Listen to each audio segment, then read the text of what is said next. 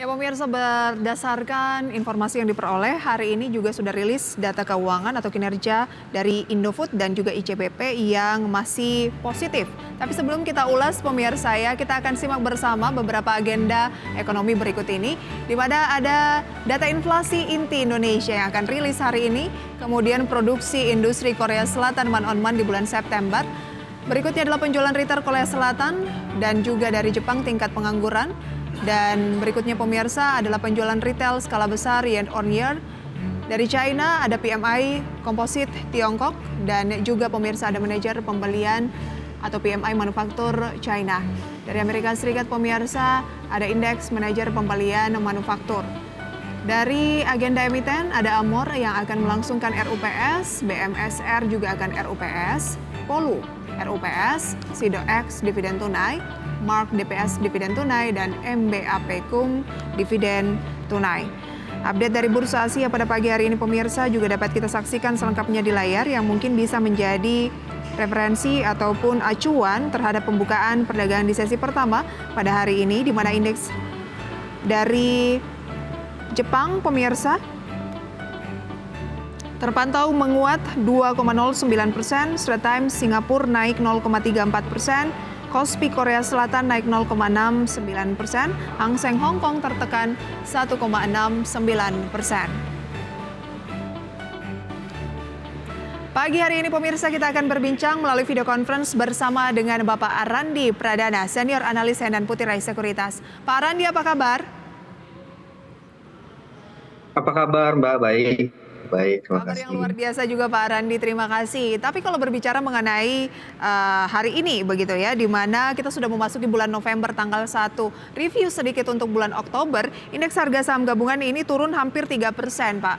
Bagaimana sih Bapak melihat peluang di bulan November ini, di mana kita juga akan menghadapi pertemuan dari The Fed 2 hari berturut-turut yang akan memberikan yang paling utama itu adalah apakah suku bunganya ditunda kenaikannya, ataukah ditahan, atau akan naik begitu. Pelemahan IHSG di bulan Oktober, apakah kira-kira masih akan berlanjut di bulan November? Oke Mbak Prisa, ada 3 hal yang saya perhatikan dari pelemahan bursa ya. Ada satu yaitu tekanan inflasi dengan kenaikan harga beras itu sudah sampai 20% year to date ke 13.000 dan 20.000. Ini terjadi di Agustus dan ini membuat kita yield spread antara inflasi dengan interest rate itu mengecil. Dan ini membuat pasar kita tidak menarik untuk investasi. Lalu yang kedua adalah normalisasi harga komoditas unggulan Indonesia setelah pandemi itu terjadi di tahun ini, di mana harga batubara udah turun 48% ke $179 dan CPO juga turun 28% ke 3.830. Jadi negara yang berbasis sumber daya alam kayak Indonesia ini jadi tidak menarik untuk investor asing. Lalu yang ketiga tadi yang Pak Bris tanyakan, peluang menaikkan suku bunga. So far market sudah memprice in bahwa sepertinya The Fed belum akan menaikkan suku bunganya di bulan November ini. Dan ini membuat bursa saham di banyak negara itu menguat karena The Fed mungkin menunda. Cuman saya ngecek di Bloomberg itu di 4 kuartal keempat ini masih ada peluang The Fed masih akan menaikkan suku bunga. Dari ekonom yang terdaftar di Bloomberg Consensus, hanya 1 dari 40 ekonom Amerika yang memperkirakan The Fed mempertahankan suku bunga di sisa tahun 2023. Jadi 39-nya itu bilang The Fed masih akan menaikkan suku bunga. Jadi untuk saat ini tekanan dari kebijakan The Fed masih sangat besar. Oke. Dan untuk bursa saat ini itu diperdagangkannya di level 15,9 kali PI. Ini minus 0,8 standar deviasi 3 tahun terakhir. Oke, 15 kali PI ini apa? Indeks harga saham gabungan? 15,9. Berarti itu termasuk over value atau bagaimana? Di bawah average 3 tahun. Berarti cukup rendah ya? Oke. Kami oversold selama Berarti cukup rendah ya bulan Pak terakhir Arandi ini. ya? Ya. Nah, dengan peluang tersebut yang masih bisa dikatakan ya belum pasti gitu ya, apakah akan dinaikkan atau ditahan, peluangnya kalau begitu kita nggak bisa melihat secara jangka agak menengah begitu sampai akhir tahun. Tapi jangka pendeknya, IHSG akan seperti apa kira-kira di awal-awal November ini?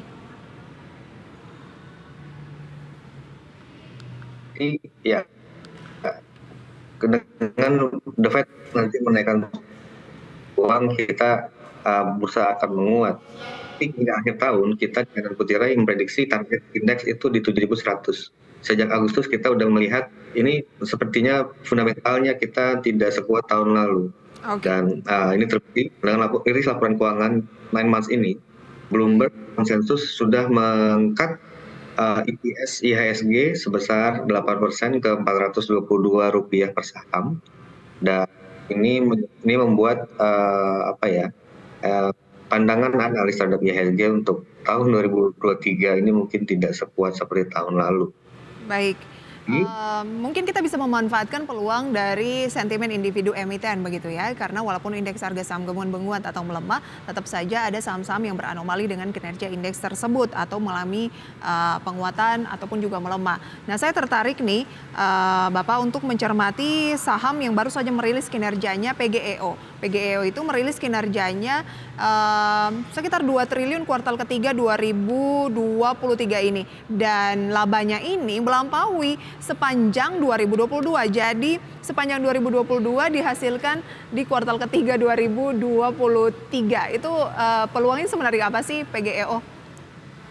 Iya, PGEO dia memang tahun ini lebih tinggi ya Pak, dan itu pun belum maksimal karena ada beberapa asetnya dia yang sedang maintenance, sedang dalam perawatan. Jadi dari sisi fundamental ini sangat menarik PGEO. Namun saat ini dengan peningkatan laba bersihnya di 20% tadi ke 133,4 juta dolar, itu sebenarnya sudah di price in sama pasar yang baru. Untuk katalis selanjutnya yang dinanti untuk PGEO itu adalah selesainya proyek Lumut Balai Unit 2 yang akan selesai tahun depan. Jadi strateginya lebih baik seperti apa nih Pak? Apakah bisa untuk jangka menengah atau jangka pendek? PGEO masih bisa untuk jangka panjang karena dia dia kan mau menaikkan kapasitasnya menjadi 1 gigawatt. Dan ini bertahap, tahun depan ada 55, tahun 2025 ada lagi, tahun 2026 juga ada. Nah, ini adalah katalis yang dinantikan untuk PGEO karena kalau dari sisi utilisasi kapasitas dia sudah cukup besar di 80%-an, dan yang diharapkan adalah penambahan kapasitas ini dapat mendorong kinerja laba bersihnya lebih besar lagi. Oke, kalau berbicara 1 minggu terakhir nih Pak, sudah naik 6%, dan kalau berbicara 6 bulan terakhir 106%. Nah, secara valuasi, apakah ini sudah tergolong cukup tinggi, dan untuk masuknya di level-level berapa bagi yang baru ingin mengakumulasi, Pak Randi? Karena saya di fundamental ya Mbak, jadi saya melihatnya secara fundamental. Untuk saat ini, saya melihat dia mungkin peluang upside-nya di sekitar 1.700. 1.700. Ya. Oke, jadi boleh ya dibeli di level-level sekarang atau tunggu di level bawah, Pak? Saya rasa boleh ya Pak, saya rasa boleh. Saat ini karena ketekanannya sangat kuat ya, tekanan sell, dan banyak sekali saat ini ya. Saham-saham yang punya fundamental kuat seperti PGEO bisa disimak dan diperhatikan. Baik, nanti akan kita lanjutkan untuk mengulas beberapa saham lainnya yang sudah merilis kinerja keuangannya juga. Pak Randi, kita jeda terlebih dahulu. Dan pemirsa, kami akan segera kembali dengan rekomendasi saham pilihan saat lagi. Terima kasih pemirsa, kita masih akan berbincang bersama dengan Bapak Randi Pradana, Senior Analis Henan Putirai Sekuritas. Kita lanjutkan sedikit tadi mengenai PGEO ya, yang kinerjanya di kuartal ketiga ini sangat apik begitu ya, melampaui kinerja full year 2022. Oke, harga sahamnya juga mencerminkan dengan naik 106% selama 6 bulan terakhir. Bapak bilang tadi masih ada peluang ke 1.700. Ini target untuk tahun depan ya Pak ya? Betul, untuk target tahun depan. Oke, secara valuasi saat ini, apakah PGEO sudah over value? Saat ini PGEO di harga yang wajarnya, di mana saat ini diperdagangkan di sekitar 13,2 kali PI, dan dengan comparables-nya itu sekitar 12-13 kali juga. Jadi sebenarnya saat ini harganya tuh sudah price in, sudah. Oh, sudah price ini ya Pak ya. Bagi Anda yang ingin mencermati saham ini boleh melakukan pembelian, tapi ini tampaknya untuk jangka menengah juga masih menarik begitu ya Pak ya, karena fundamentalnya juga cukup oke. Tapi kalau untuk jangka pendek sudah di price in ya, sentimen positif merupakan laba kuartal ketiga ini ya Pak ya. Selain sektor ini kan masuknya lebih ke energi begitu ya Pak. Ada nggak tidak yang menarik dari sektor ini atau Anda lebih mencermati sektor lain? Sektor energi yang saya cermati sih paling besar yang di sini ya, PGO. Kalau sektor lainnya yang lebih oke saat ini selain energi? Sektor lain yang saya cermati itu perbankan. Perbankan, oke, perbankan rata-rata yang besar-besar sudah rilis kinerja ya. Terakhir kemarin ada BNI, kemudian juga sebelumnya ada Mandiri, BRI, dan juga BCA. Nah, banking manakah yang Anda maksud, Pak? Banking manakah yang saya maksud itu ada 4 perbankan ya, dan masing-masing itu kinerjanya luar biasa. BMRI 27% naiknya, terus BCA 26%, BNI kalau nggak salah tadi 15 ya, dan BRI di 12%. Dan ini menarik karena besarnya kapitalisasi perbankan membuat ketika ada net sell asing itu membuat IHSG juga melemah. Dan indeks saham 7.100 itu kami yakini akan ditopang oleh penguatan saham-saham sektor perbankan. Karena perbankan saat ini di oversold sama asing. Sementara saya ngelihat ini udah terlalu murah. Dia tidak value price untuk saat ini. Terutama saham perbankan seperti BRI. Itu karena adanya kenaikan provisi membuat dia didump sama investor yang kemarin, cuman di kuartal 4 dengan adanya stimulus moneter seperti BLT El Nino 200.000 per keluarga, terus apalagi beras kilo. Nah, dan masa kampanye yang bulan November ini dimulai, ini yakini akan mampu mendorong dan menopang biaya produksi BRI akan lebih baik di kuartal 4 2023. Oke, memang punya keunggulan masing-masing begitu ya. Kalau BRI ini, Bank Mandiri terlebih dahulu saya ingin sampaikan bahwa tampaknya ini mencatatkan kenaikan laba paling besar ya bagi kelompok bank berdasarkan modal inti atau KBMI 4. Kemudian kalau BCA ini tetap menjadi bank dengan laba terbesar untuk BRI, dan BCA juga tetap mempertahankan dengan kenaikan 25,8, begitu juga dengan BNI yang konsisten mengalami penguatan. Kemudian juga kemarin aset Bank Mandiri kayaknya juga paling tinggi begitu ya. Haruskah dipilih keempat-empatnya? Tapi kalau misalnya 2 teratas yang menjadi rekomendasi dari Henan Putirai, Pak Randi, saham apa dari banking ini? Karena ini kita menjagokan sektor perbankan, dan kita ingat tahun depan itu ada pemilu dan kampanye dimulai itu di bulan November ini, akhir bulan. Dan juga saya melihat ada potensi ada pembagian dividen yang besar dari sektor di perbankan yang berbasis BUMN. Jadi di sektor perbankan saya merekomendasikan Bank Mandiri, BRI, itu yang menjadi 2 andalan saya. Pertama tadi Mandiri dan juga BRI ya Pak? Ya. Kenapa bukan BCA atau BBNI? Ya, karena tendensinya untuk pembagian dividen besar itu biasanya terjadi di masa kampanye ya. Bisa melihat kemungkinan kalau misalnya ekonomi kita masih belum kuat seperti tahun-tahun sebelumnya, swasta itu mungkin akan sedikit tahan untuk membagikan dividen. Jadi saya tendensinya lebih ke arah bank-bank atau perusahaan yang BUMN. Oke, berapa target dari Bank Mandiri dan juga BRI? BRI kemarin saya rilis itu di harga sebentar. Saat ini saya posisinya di 4920. Oh, oke. Saya kemarin rilis di 5.800. 5.400?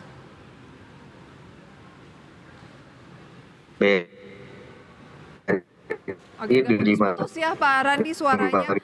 BRI 5.400. Halo? Ya, 5.400 ya. Iya. Oke. Tapi itu untuk tahun depan ya. Pak Randi, Ya, dengan PBV 2024. Nah, semester 1 tahun depan ataukah sepanjang tahun depan 5.400 ini?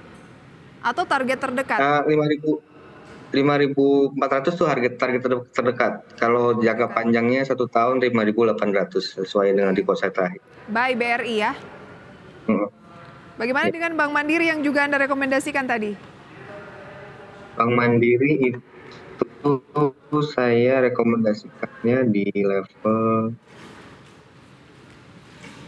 Sekarang 5.700-an, 5.675, ya, 5.700. ya, saya rekomendasikan BMRI itu di 6.200. 6.200 ya, target terdekat. Kalau itu bisa tercapai, bisa di-break, lanjutannya di posisi berapa? Oh, itu untuk setahun, Mbak. Di level berapa, maaf Pak? Oh, di 1 tahun 6.200 untuk tahun 2024 target pada 1 tahun. 6.200. Oke, dari 56 saat ini ada peluang sampai ke 6.200 di tahun depan. Buy-nya di posisi-posisi sekarang, Pak Randi? Ya. Well, kalau momentum itu mungkin bisa ditanyakan ke analis teknikal ya. Tapi untuk secara fundamental kedua saham ini bisa diperhatikan paling tidak untuk 1 tahun. Ya. Baik, kalau misalnya ada pernyataan bahwa kayak banking terus gitu, ingin sektor lain, ada tidak Pak dari Henan Putirai? Sektor lain yang saya lihat itu saat ini properti sih. Saya nggak ngerti. Ini fundamentalnya kuat. Dia secara fundamental handover yang terjadi tahun ini itu besar. Tapi belum terlalu di price in sama investor ya. Oke, menarik properti. Nanti akan kita ulas. Ini adalah salah satu saham yang belum terlalu di price in. Dan juga kita akan membahas nanti pembukaan perdagangan di mana IHSG di sesi 1 masih melanjutkan pelemahan pemirsa 0,28% di 6.740. Kami kembali usai jeda pariwara, tetaplah di segmen Market Buzz. Terima kasih pemirsa, Anda masih menyaksikan segmen Market Buzz dan waktu menunjukkan pukul 9:05 di mana perdagangan di sesi pertama sudah dimulai. Data selengkapnya pemirsa dapat Anda saksikan, kami tampilkan layar RTI berikut ini di mana indeks harga saham gabungan masih tertahan di teritori negatif pemirsa ya. Kemudian beberapa saham yang menjadi top gainers dan juga top losers based on value di menit-menit awal pembukaan sesi pertama juga dapat Anda saksikan di layar televisi Anda. Dan tentunya kita juga masih akan berbincang pemirsa bersama dengan Pak Randi Pradana, senior analis Henan Putirai Sekuritas, membahas peluang-peluang di tengah kondisi market saat ini yang masih bergerak di teritori negatif dan kita berada di awal bulan November. Oke, Pak Randi, tadi Anda menyebutkan banking, kemudian Anda bilang properti. Kayaknya kalau berbicara properti ini baru mulai ada geliat-geliatnya, tapi di tengah suku bunga yang cenderung tinggi, mungkinkah akan berpengaruh meskipun ada insentif ya dari pemerintah mengenai harga rumah di bawah 2 miliar rupiah. Semenarik apa sektor properti?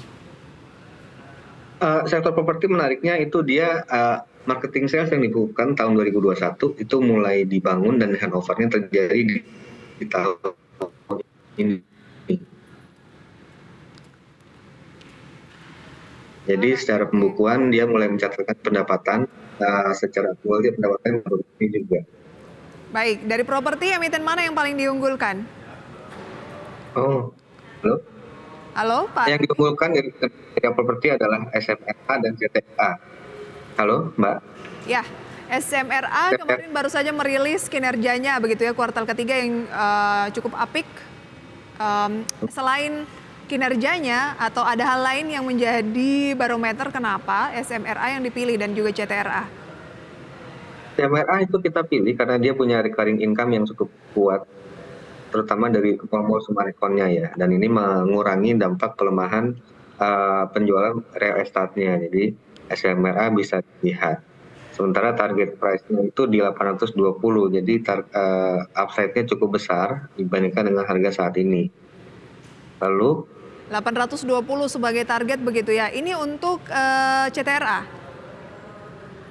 Untuk SMRA. SMRA 820 sebagai target karena ada recurring income-nya yang meningkat dan menjadi salah satu faktor SMRA ini layak untuk dicermati ya. Kalau satunya lagi CTRA? CPRA kami target berasnya di 1.350. 1.350. Ini untuk tahun depan, Pak Randi? Ya, untuk tahun ini dan tahun depan, karena dia kita waktu kemarin evaluasinya menggunakan tahun ini sih sebenarnya. Oke. Nah, kenapa kita suka CTRA? Karena dia ini marketing sales-nya paling tinggi dibanding kompetitornya. Dari segi Jadi, marketing sales ya? iya, iya, luar biasa dia. Baik. Dan dengan adanya insentif tadi, ya ini membantu CTRA untuk melakukan Oke. penjualan lebih besar. Baik, tapi kalau dilihat dari segi peluangnya ini berarti jangka menengah ya Pak? Ya, betul, Mbak. Cermatilah untuk jangka Betul. menengah. Oke, saham rekomendasinya pemirsa 2 sektor utama yaitu banking, khususnya untuk Bank Mandiri dan juga BRI dengan target-target yang sudah kita sampaikan tadi. Kemudian juga ada properti, SMRA dan juga CTRA. Kita geser sedikit ke update terbaru nih Pak Arandi. Rilis kinerja dari Indofood dan juga ICBP. Labanya masih naik, tapi kayaknya ada perbedaan respon untuk market pada pagi hari ini untuk kedua saham ini. Kalau nggak salah Indofoodnya yang menguat, ICBP-nya melemah. Seperti apa Anda melihat kedua saham ini, Pak? Ya, ICBP itu terekspos dari ininya ya, Mbak, dari sisi pelemahan rupiah terhadap dolar. Kami melakukan analisanya, cuman saya lupa, mungkin kita bisa bahas di kemudian hari. Pelemahan rupiah terhadap dolar itu berimbas negatif kinerjanya ICBP, sehingga ya, kayaknya ini dipricing sama investor yang dia punya view itu king. Nah, kalau untuk Indofood-nya apakah tidak terdampak terkait dengan pelemahan rupiah terhadap dolar ini, Pak? Indofood karena dia ada LSIP, SIMP ya, itu dia terbantu di sana karena kita mau masa kampanye dan mungkin nanti sembako akan dibagikan juga, dan itu membuat penjualan minyak goreng juga lebih baik ya. Cukup potensial nggak untuk memiliki saham-saham Indofood ataupun ICBP ini, Pak? Potensial, Mbak, karena saat ini tuh ingat kita mau masa kampanye di akhir bulan November ini, dan seperti biasa kalau misalnya ada masa kampanye, ada bantuan yang diberikan pemerintah maupun partai yang sedang berkampanye, dan ini membuat beli masyarakat yang kemarin sempat tergerus karena kenaikan beras ini terbantu bantuan langsung tunai tadi sama bantuan sembako. Baik. Nanti bisa menggunakan bahan pokok lainnya. Ada target nggak Pak Arandi untuk Indofood dan juga ICBP? Kita belum update lagi sih, Mbak, karena laporan keuangan baru rilis ya. Oke, berarti kita tunggu dulu. Laporan keuangan kuartal 3 sudah rilis Pak Arandi, tapi mungkin memang benar-benar baru rilis, jadi harus dicermati dulu kayaknya dari Henan Putira ya Pak Arandi ya. Iya. Potensial untuk saham Indofood dan juga ICBP ini untuk dicermati. Dan pemirsa tadi disampaikan ada target IHSG sejauh ini untuk akhir tahun masih di 7.100 Pak Randi ya? Iya. Oke, sayang sekali waktu kita terbatas Pak Randi. Terima kasih banyak sharing informasi dalam segmen Market Buzz pada pagi hari ini. Sukses selalu Pak Arandi dan juga tim dari Henan Putirai. Sampai jumpa.